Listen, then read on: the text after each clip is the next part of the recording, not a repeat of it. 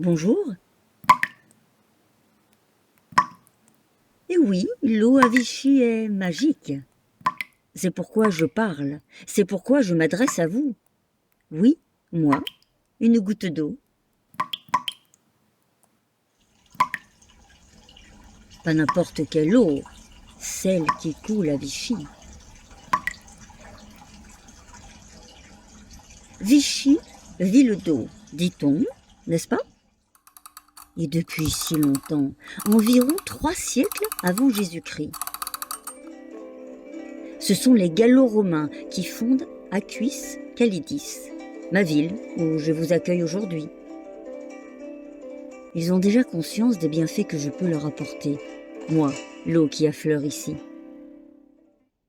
Les barbares, comme on les appelle, ceux qui attaqueront la Gaule entre le IIe et le VIe siècle, n'ont eux pas compris ma valeur. Quel saccage!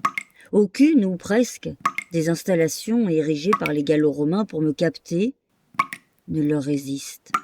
Alors bien sûr, après tout cela, moi je continue de couler. Mais en toute discrétion. Je tombe dans l'oubli, il faut bien le dire. Mais, au XVIe siècle, fort heureusement, l'on s'intéresse à nouveau à moi.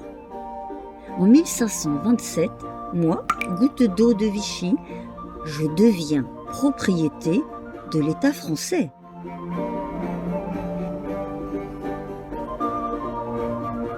Et quelques décennies plus tard, en 1605, le roi Henri IV, enfin son administration, se préoccupe de l'organisation de mon exploitation et de ma réglementation médicale.